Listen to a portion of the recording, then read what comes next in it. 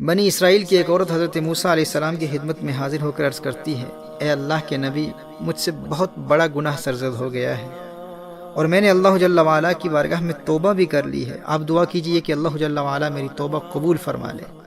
حضرت موسیٰ علیہ السلام نے فرمایا، تیرا گناہ کیا ہے؟ اس نے عرض کیا، اے اللہ کے نبی، مجھ سے زنا سرزد ہوا ہے جس سے میرے ہاں بچہ پیدا ہوا اور میں نے اس بچے کو بھی قتل کر دیا۔ حضرت موسیٰ علیہ السلام نے ارشاد فرمایا، اے فاسقہ فاجرہ عورت، یہاں سے چلی جا، کہیں تیری نحوست کی وجہ سے آسمان سے آگ نازل ہو کر لوگوں کو جلا نہ دے۔ محترم احبہ، وہ عورت وہاں سے پریشان ہو کر چلی جاتی ہے۔ اتنے میں حضرت جبریل امین نازل ہوتے ہیں اور فرماتے ہیں، اے موسیٰ علیہ السلام، اللہ جل وعلا ارشاد فرماتا ہے کہ توبہ کرنے والی اس عورت کو آپ نے واپس کیوں بھیج دیا؟ کیا آپ نے اس سے زیادہ برائی والا کوئی نہیں دیکھا؟ حضرت موسیٰ علیہ السلام نے ارشاد فرمایا، اے جبریل، اس سے زیادہ شر والا کون ہو سکتا ہے؟ یعنی زنا بھی کیا اور بچے کو قتل بھی کر دیا، اس سے بڑا گنہگار کون ہو سکتا ہے؟ حضرت جبریل امین نے فرمایا، اے موسیٰ، اس زنا کرنے والی عورت اور چھوٹے بچے کو قتل کرنے والی عورت سے بھی بڑا گنہگار وہ شخص ہے جو جان بوجھ کر نماز چھوڑتا ہے۔ اللہ اکبر۔ محترم احبہ، امام محمد بن احمد ذہبی علیہ رحمہ، جن کا انتقال 748 ہجری میں ہوا، انہوں نے اس روایت کو اپنی کتاب القبائر میں نقل کیا ہے۔ میرے دوست، میرے بھائی، غور کرنا اس بات پر، تو جو غصے میں آ کر اکثر کہہ دیا کرتا ہے کہ جانے یہ مصیبتیں کیوں آ جاتی ہیں، یہ تکلیفیں کیوں آتی ہیں، یہ پریشانیاں مجھ پر کیوں آتی ہیں؟ بھائی آخر میں نے گناہ ہی کون سا کیا ہے؟ میں نے کسی پر ظلم نہیں کیا، کسی کا حق نہیں مارا، کون سا قتل کیا ہے میں نے، کون سا زنا کیا ہے میں نے؟ ارے نادان، تیری فجر قضا ہو گئی اور تو کہتا ہے تو نے کون سا جرم کیا ہے؟ تو نے غفلت کی وجہ سے عشاء کی نماز قضا کر دی اور پھر بھی کہتا ہے یار میں نے گناہ کون سا کیا، یہ تکلیفیں کیوں آتی ہیں، یہ مصیبتیں کیوں آتی ہیں؟ تیرا اللہ ارشاد فرما رہا ہے، اے موسیٰ، زنا کرنے والی عورت اور ایک چھوٹے بچے کو قتل کرنے والی عورت سے بڑا گنہگار آپ نے نہیں دیکھا؟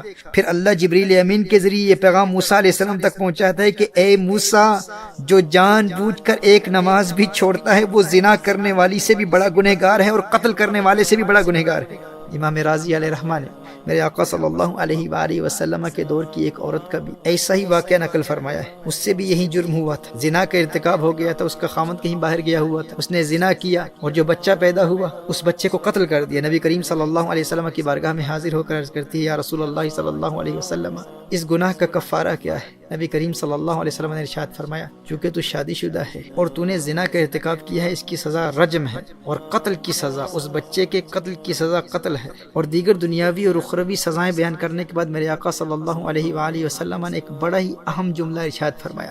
نبی کریم صلی اللہ علیہ وآلہ وسلم نے ارشاد فرمایا کہ تو جس پریشانی کی حالت میں گھبرائی ہوئی آئی تھی، میں نے تو سمجھا تھا کہ تیری نماز عصر قضا ہو گئی ہے۔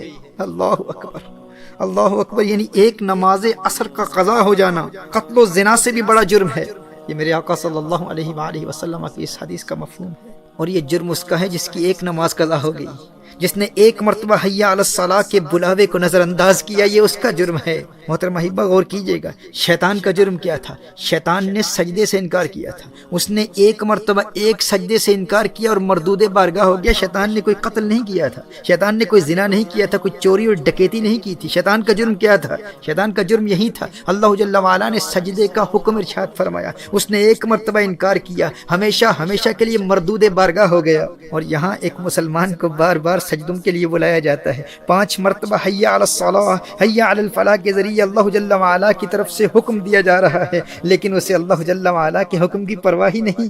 محترم احبہ، ایسے بے نمازی کو حدیث مصطفیٰ صلی اللہ علیہ وسلم کی روشنی میں آخرت میں قیامت کے روز فرعون کی صفوں میں اٹھایا جائے گا، حامان کے ساتھ اٹھایا جائے گا، قارون کے ساتھ اٹھایا جائے گا، ابی بن خلف جیسے اللہ جل وعلا کے دشمنوں کی صف میں وہ اپنے آپ کو پائے گا۔ اس سے بڑھ کر ذلت اور رسوائی کی بات کیا ہو سکتی ہے کہ انسان خود کو مسلمان کہہ رہا ہے اور آخرت میں جب اٹھایا جاتا ہے تو اپنے آپ کو اللہ کے دشمنوں کی صفوں میں پاتا ہے۔ اس سے بڑھ کر رسوائی کیا ہے؟ اللہ جل وعلا ہمیں نمازوں میں استقامت عطا فرمائے اور روز محشر قیامت کے روز اللہ جل وعلا ہمیں اپنے سامنے اور اپنی مخلوق کے سامنے اس ذلت اور رسوائی سے محفوظ رکھے کہ ہمیں اللہ جل وعلا کے دشمنوں کی صفوں میں اٹھایا جائے۔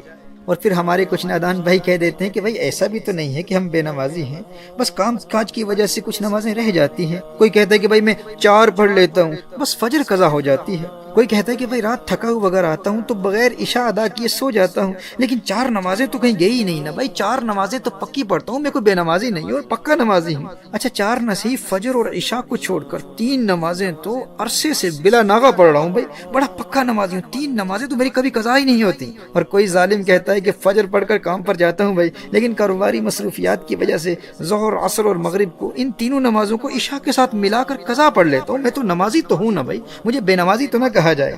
ارے ظالم انسان، تو اپنے آپ کو نمازی کہتا ہے، 4 پڑھنے والا نمازی نہیں ہوتا، 3 پڑھنے والا نمازی نہیں ہوتا، تو اپنے آپ کو پکا نمازی کہتا ہے۔ میرے دوست، جو ایک نماز بھی بغیر عذر شرعی ترک کر دیتا ہے وہ بے نمازی ہے۔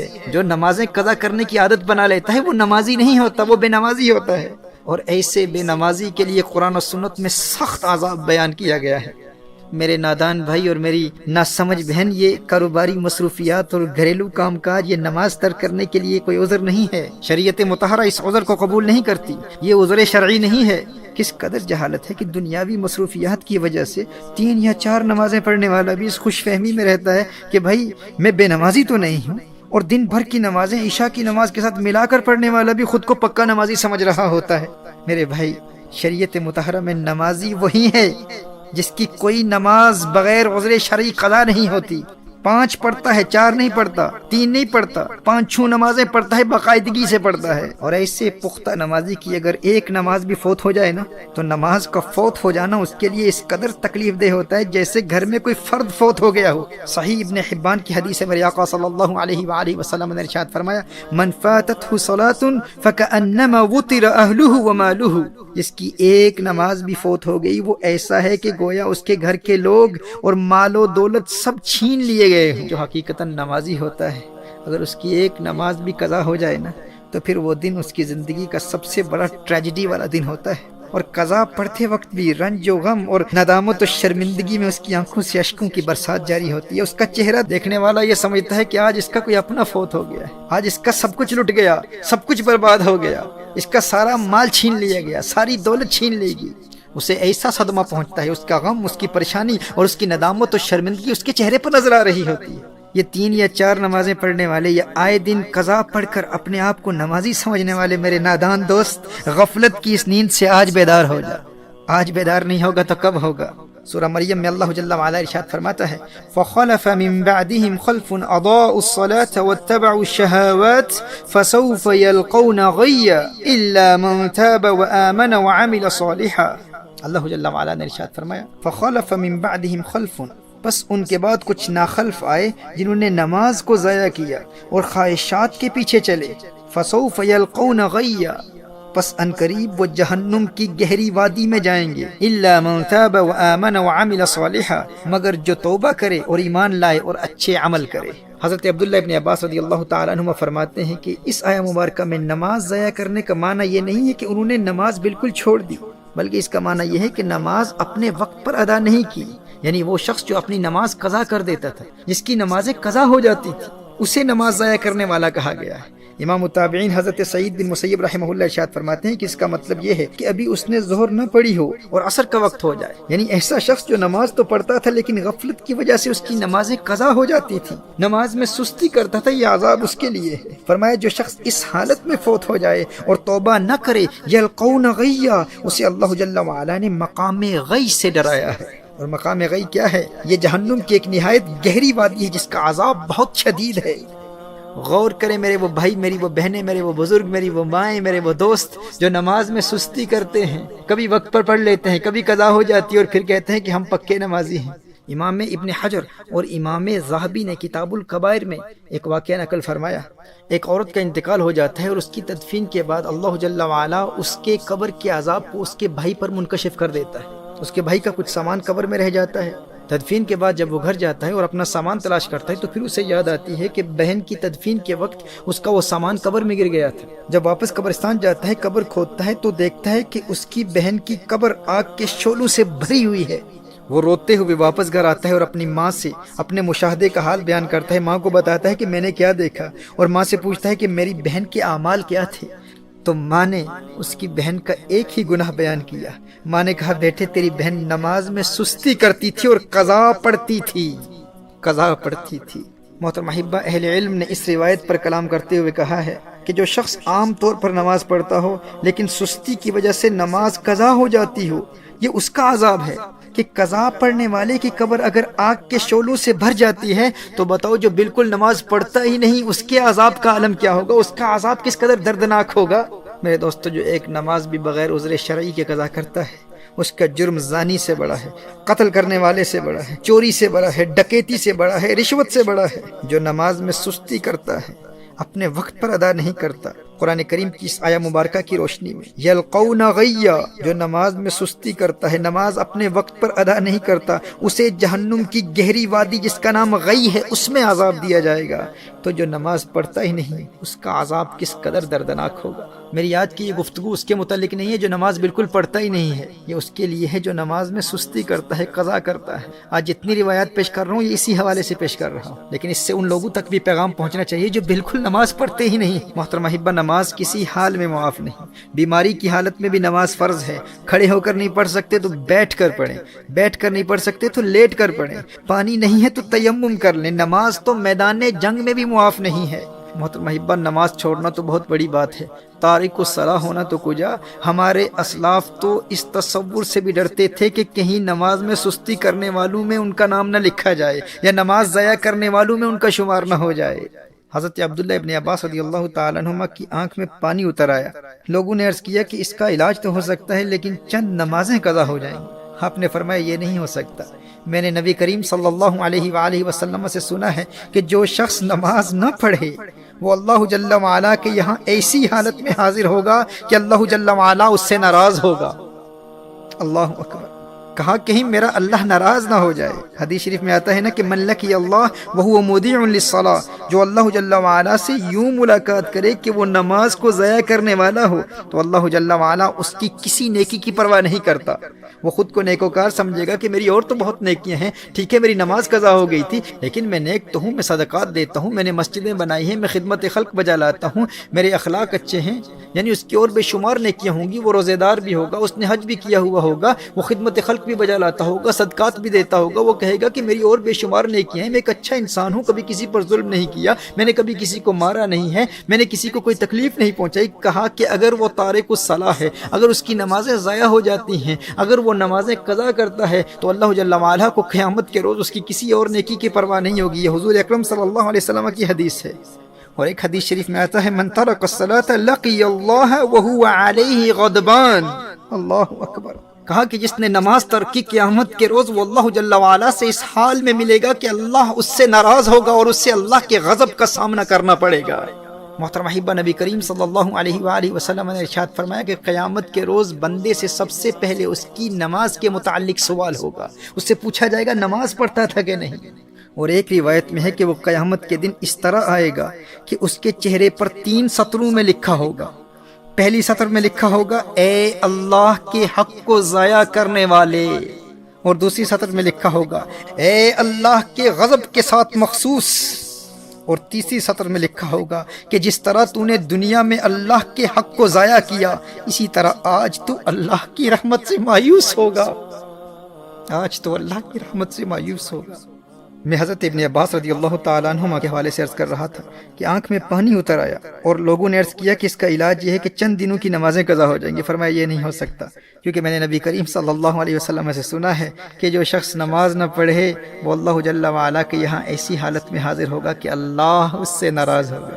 محترم احبہ، اگرچہ ان کے اس عذر کی وجہ سے نماز چھوڑنا ان کے لیے جائز تھا، وہ اس عذر کی وجہ سے ہرگز تارک الصلاۃ نہ ہوتے، لیکن انہیں اس بات کا خوف تھا کہ کہیں نماز ضائع کرنے والوں میں میرا شمار نہ ہو جائے۔ اور ایک روایت میں تو آیا ہے کہ انہیں کہا گیا کہ آپ کی نمازیں قضا نہیں ہوں گی، بس 5 دن زمین کے بجائے بلند لکڑی پر سجدہ کرنا ہوگا، یعنی زمین پر سجدہ نہیں کر پائیں گے، سجدہ کریں گے لیکن بلند لکڑی پر سجدہ کرنا ہوگا۔ تو حضرت عبداللہ ابن عباس رضی اللہ تعالیٰ عنہما نے ارشاد فرمایا 1 رکعت بھی اس طرح ادا نہیں کروں گا۔ میرے دوست، جسے سجدے کی لذت مل جائے وہ کہتا ہے کہ بھائی بینائی جاتی ہے تو جاتی رہے، لیکن ایک سجدے کی لذت سے جو روشنی اور بینائی دل کی آنکھ کو ملتی ہے اس کا مقابلہ و موازنہ ماتھے کی آنکھ کی روشنی سے کہاں کیا جا سکتا ہے۔ وہ ایک سجدہ جسے تو گراں سمجھتا ہے 1000 سجدوں سے دیتا ہے آدمی کو نجات۔ وہ سجدہ روح زمیں جس سے کانپ جاتی تھی اسی کو آج ترستے ہیں منبر و محراب۔ ویسے تو مسجدوں میں ہزاروں سجدے کرنے والے ہوتے ہیں، لیکن جس سجدے کو آج منبر و محراب ترستے ہیں وہ سجدہ کون سا ہے؟ یہ وہ سجدہ ہے جو اس قدر انہماک قلب اور حضوری قلب سے ادا کیا جاتا ہے کہ بندے میں ایسی انقلابی روح پیدا کر دیتا ہے کہ بندہ در در کی ٹھوکریں کھانے سے ہمیشہ ہمیشہ کے لیے آزاد ہو جاتا ہے۔ در در دیے در در نالوں، در بن جا ایک دردا، چول کتا کیوں اخویندائیں، در بن وقتاں وردا۔ جب وہ ایک در کا در بن جاتا ہے پھر اللہ جل وعلا اسے در در کی در در سے ہمیشہ ہمیشہ کے لیے آزاد کر دیتا ہے۔ جب وہ اللہ کی بارگاہ کا منگتا بن جاتا ہے پھر کسی اور کی بارگاہ میں جولی پھیلانے کی حاجت کبھی پیش نہیں آتی۔ در در دیے در در نالوں، در بن جا ایک دردا، چول کتا کیوں اخویندائیں، در بن وقتاں وردا۔ وہی سجدہ ہے لائق اہتمام کہ ہو جس سے ہر سجدہ تجھ پہ حرام۔ وہی سجدہ ہے لائق اہتمام کہ ہو جس سے ہر سجدہ تجھ پہ حرام۔ حضرت سیدنا فاروق اعظم رضی اللہ تعالیٰ عنہ کی زندگی کے آخری ایام میں جب آپ پر حملہ کیا گیا تو ہر وقت جسم سے خون جاری رہتا، لیکن جب نماز کا وقت ہوتا اور انہیں بیدار کیا جاتا اس شدید بیماری اور کمزوری کی حالت میں، محترم احبہ غور کیجئے حضرت فاروق اعظم رضی اللہ تعالیٰ عنہ اس تکلیف میں کیا ارشاد فرماتے ہاں سنو جو نماز کو ضائع کرتا ہے اس کا اسلام میں کوئی حصہ نہیں ہے، اور اسی حالت میں پھر نماز ادا کرتے۔ آج ہمارے ہاں کوئی بیمار ہو جائے اور کوئی اللہ کا نیک بندہ اس بیمار شخص کو نماز کی تلقین کرے تو رشتہ دار اس کے دشمن ہو جاتے ہیں۔ بھائی اسے اس کی بیماری کا خیال نہیں، اسے اس کی تکلیف کا خیال نہیں، یہ اس حالت میں بھی اس کو نماز کی دعوت دے رہا ہے، اسے شرم نہیں آتی؟ اور بے شرم و شرم تم کرو۔ آج اگر کوئی اسے نماز کی تلقین کر رہا ہے، نماز کی دعوت دے رہا ہے، تو اگر وہ اس دنیا سے اس حالت میں چلا گیا تو شاید اس نماز کی برکت سے اس کی آخرت سنور جائے، شاید دل سے توبہ کرے اور اللہ جل وعلا ماضی کے اس کے تمام گناہوں کو معاف کر دے۔ یہ تو اس کی آخرت کی دائمی زندگی سنوارنے کے لیے اسے دین کی دعوت دے رہا ہے، تم اسے کہہ رہے ہو تم شرم کرو۔ یعنی جو دین کی دعوت دے رہا ہے، نماز کی دعوت دے رہا ہے، اس کی آخرت کو بچانے کے لیے بیچارے نے ڈرتے ہوئے کہہ دیا ہے تو تم اس کی قدر کرو، تم اس کا احترام کرو۔ بھائی وہ تمہارے بابے کی آخرت کو سنوارنے کے لیے اس کو دعوت دے رہا ہے۔ بھائی کسی بیمار کو نماز کے لیے بیدار کرنا دور حاضر میں تو بہت بڑی بات ہے۔ بیمار تو بیمار، آج ایک ماں اپنے 4 سال کے بچے کو صبح کے وقت اسکول کے لیے بیدار کرنے میں کوئی تکلیف محسوس نہیں کرتی، لیکن 15-16 سال کے بچے کو فجر کے وقت جگانے کے عمل کو شدت پسندی اور ظلم سے تعبیر کرتی ہے کہ یہ ظلم ہو رہا ہے۔ بھائی یہ تھکا ہوا ہے بیچارہ، اس کی عمر ہی کیا ہے، ابھی چھوٹا بچہ ہے، لیکن وہ 4-5 سال کے ننھے بچے کو اسکول کے لیے بیدار کرنے میں کوئی تکلیف محسوس نہیں کرتا، کوئی اسے ظلم نہیں کہتا، کوئی ماں یہ نہیں کہتی کہ اس پر ظلم ہو رہا ہے، یہ کم سن بچہ ہے، کم عمر بچہ ہے، اس کو اس وقت بیدار نہ کرو، اس کو اس وقت تکلیف کیوں دے رہی ہے، کوئی نہیں کہتا۔ 4-5 سال کے ننھے بچے کا دنیاوی مستقبل سنوارنے کے لیے اسے ہر تکلیف برداشت کرنے کی تربیت دی جاتی ہے، بلکہ باپ ماں سے ناراض ہو جاتا ہے کہ تو نے اسے اسکول کے لیے کیوں نہیں جگایا، لیکن 15 سال کے بچے کے دونوں جہانوں کے مستقبل کو برباد کرتے ہوئے کسی کو شرم نہیں آتی۔ اپنی ہی اولاد کو جہنم کی آگ میں جلنے سے بچانے کی نہ باپ کو پرواہ ہوتی ہے نہ ماں کو پرواہ ہوتی ہے، لیکن میرے دوستو پتہ اس وقت چلے گا جب قیامت کے روز یہی اولاد اپنے والدین کو گریبان سے پکڑ کر جہنم کی آگ میں دھکیل رہی ہوگی کہ ہماری آج کی بربادی کا سبب تم ہو، تم نے ہمیں اس مختصر زندگی کی کیریئر پلاننگ تو سکھا دی، لیکن تم نے ہمیں کبھی یہ نہیں بتایا تھا کہ فجر قضا ہو گئی تو لاکھوں برس جہنم کی آگ میں جلنا ہوگا۔ اس وقت بیٹا کہے گا کہ میں 5 سال کا تھا اور نرم بستر سے بیدار ہو جاتا تھا کیونکہ تم نے مجھے پٹی ہی یہی پڑھائی تھی کہ اگر اسکول نہ گیا تو تمہارا کیریئر برباد ہو جائے گا، لوگوں کو کیا منہ دکھاؤ گے، تیری ناکامی پر لوگ ہنسیں گے، بڑے ہو کر ذلت و رسوائی کا سامنا کرنا پڑے گا، زمانے کے تانوں اور غربت اور بھوک اور پیاس کو کیسے برداشت کرو گے؟ ہے میری ماں، ہے میرے ابو جی، تم نے پیٹ کی عارضی آگ سے تو ڈرایا تھا، لیکن افسوس کہ اس دن کی آگ کے بارے میں تم نے ہمیں کبھی کچھ بتایا ہی نہیں۔ آج تمہاری وجہ سے میں جہنم میں جا رہا ہوں، جانے کتنے برس جہنم کی آگ میں جلوں گا، اور سب سے بڑی محرومی تو یہ ہے کہ میں خود کو نیک سمجھتا تھا، لیکن آج میرے ماتھے پر لکھا ہوا ہے کہ میں اللہ کے حق کو ضائع کرنے والا ہوں، میں اللہ کے غضب اور ناراضگی کے ساتھ مخصوص ہوں، اور آج تیرا بیٹا اللہ جل وعلا کی رحمت سے مایوس ہے۔ اے میرے والدین، آج آپ کی وجہ سے میں فرعون، حامان، قارون اور ابی بن خلف جیسے اللہ کے دشمنوں کی صفوں میں کھڑا ہوں۔ کیوں؟ آخر کیوں؟ یہ ظلم مجھ پر کیوں کیا؟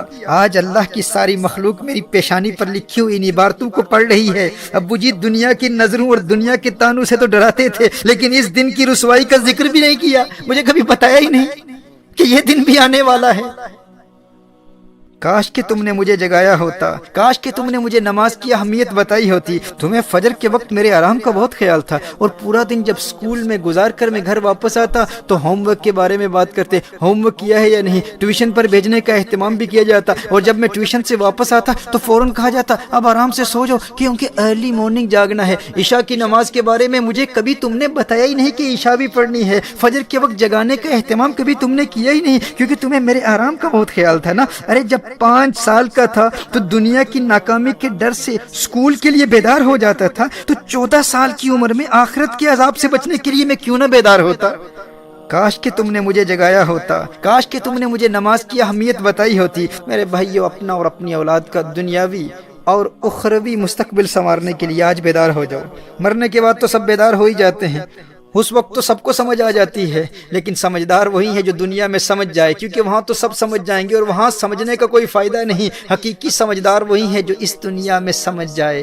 Everyone will understand in the hereafter, but that understanding will be useless. It will not benefit anyone. A wise man is the one who understands in this dunya. A wise man is the one who wakes up from the sleep of unconsciousness, from the sleep of negligence in this dunya, in this worldly life. آج ہم باتیں تو بہت کرتے ہیں اولاد کے مستقبل کے بارے میں، کریئر پلاننگ کے بارے میں، اپنے اہداف کو کیسے مقرر کرنا ہے، اپنے گولز کو کیسے مقرر کرنا ہے، سیلف ایکچولائزیشن کیا ہے، سیلف ڈسکوری کیا ہے، ڈٹرمنیشن کیا ہے، کنوکشن کیا ہے، time management, risk management, fear management, ان سب پر ہم سارے باتیں کرتے ہیں، ہم بھی بیانات کرتے ہیں، اس کی اہمیت کو اجاگر کرتے ہیں۔ اور یہ ضروری بھی ہے کہ بھائی اپنی انفرادی زندگی کو بہتر کیسے بنائیں، اپنی عائلی زندگی کو بہتر کیسے بنائیں، اجتماعی زندگی کو بہتر کیسے بنائیں، اور یہاں تک کہ پھر ہم عالم اسلام کے حوالے سے بھی بڑی بڑی باتیں کرتے ہیں کہ آج امت مسلمہ کہاں کھڑی ہے، ہماری زبوں حالی کے اسباب کیا ہیں، آج علم کی کمی ہے اور ٹیکنالوجی میں ہم پیچھے رہ گئے ہیں۔ میرے دوستو، ایک بات میں تمہیں بتا دوں، آج ہماری جتنی تعداد ہے دنیا میں، اتنی تعداد ہماری ماضی میں کبھی نہیں تھی۔ ظاہری اسباب اور دنیاوی قوت کے اعتبار سے آج جتنی طاقت ہمیں حاصل ہے، ماضی میں اتنی طاقت ہمیں کبھی حاصل نہیں تھی۔ لیکن ماضی میں ہم حکومت کرتے تھے، ماضی میں ہم حاکم تھے، آج ہم محکوم کیوں ہیں، آج ہم مظلوم کیوں ہیں؟ آج 1.5 ارب سے زائد عددی قوت رکھنے والی مسلم دنیا تمام تر دنیاوی وسائل رکھنے کے باوجود آج اس قدر قسم پرسی اور پسماندگی اور زبوں حالی کا شکار کیوں ہے؟ آج اسلحے کی قوت بھی ہے، فوجی قوت بھی ہے، آج 56 مسلم ممالک ہیں، ہر طرف مساجد ہی مساجد ہیں، درسگاہیں ہیں، علماء کی کثرت ہے، آج ہم ایٹمی طاقت ہیں، آج سب کچھ ہے، لیکن کیا وجہ ہے کہ وہ افرادی قوت کے اعتبار سے بہت کم ہونے کے باوجود وہ جہاں سے گزر جاتے تھے دشمنوں کے سینوں میں کپ کپی طاری ہو جاتی تھی، اور ہم جہاں سے گزرتے ہیں دنیا ہمیں دیکھ کر ہنستی ہے، ہمارا تمسخر اڑاتی ہے، ہماری تحقیر اور تذلیل کی جاتی ہے۔ آخر اس کی وجہ کیا ہے؟ فرق کیا ہے ہم میں اور ان میں؟ میرے دوستو، فرق صرف یہی ہے کہ وہ تعداد میں کم تھے لیکن ان کے پاس سجدوں کی لذت تھی، سجدوں کی قوت تھی۔ ہم تعداد میں بہت زیادہ ہونے کے باوجود سجدوں کی لذت سے محروم ہے۔ فرق یہی ہے، ہمارے پاؤں قبر میں ہے لیکن ابھی تک نہ خود عبادت میں استقامت، نہ خود سجدوں کی حقیقی لذت حاصل کر پائے، اور نہ ہی اپنی اولاد کے دلوں میں یہ جذبہ بیدار کر سکے۔ ماضی میں تعداد میں بہت کم تھے لیکن آخر وہ کون سی روحانی قوت تھی جو ہمیں توپوں سے لڑا دیا کرتی تھی؟ تھے ہم ایک تیرے مار کا آراؤں میں، خشکیوں میں کبھی لڑتے کبھی دریاؤں میں، دی آزانے کبھی یورپ کے کلیساؤں میں، کبھی افریقہ کے تپتے ہوئے صحراؤں میں، شان آنکھوں میں نہ جچتی تھی جہاں داروں کی، کلمہ پڑھتے تھے ہم چھاؤں میں تلواروں کی، ہم جو جیتے تھے تو جنگوں کی مصیبت کے لیے اور مرتے تھے تیرے نام کی عظمت کے لیے، تھی نہ کچھ تیغ زنی اپنی حکومت کے لیے، سر بکف پھرتے تھے کیا دہر میں دولت کے لیے، ٹل نہ سکتے تھے اگر جنگ میں اڑ جاتے تھے، پاؤں شیروں کے بھی میدان سے اکھڑ جاتے تھے، تجھ سے سرکش ہوا کوئی تو بگڑ جاتے تھے، تیغ کیا ہے ہم توپ سے لڑ جاتے تھے، نقش توحید کا ہر دل پہ بٹھایا ہم نے، زیر خنجر بھی یہ پیغام سنایا ہم نے، صفائے دہر سے باطل کو مٹایا ہم نے، نوع انسانی کو غلامی سے چھڑایا ہم نے، تیرے کعبے کو جبینوں میں بسایا ہم نے، تیرے قرآن کو سینوں سے لگایا ہم نے، بنی اغیار کی اب چاہنے والی دنیا رہ گئی اپنے لیے ایک خیالی دنیا، ہم تو رخصت ہوئے اور انہیں سنبھالی دنیا، پھر نہ کہنا ہوئی توحید سے خالی دنیا، تیری محفل بھی گئی، چاہنے والے بھی گئے، شب کی آہیں بھی گئی، صبح کے نالے بھی گئے، دل تجھے دے بھی گئے، اپنا صلہ لے بھی گئے، آ کے بیٹھے بھی نہ تھے اور نکالے بھی گئے، آ کے بیٹھے بھی نہ تھے اور نکالے بھی گئے۔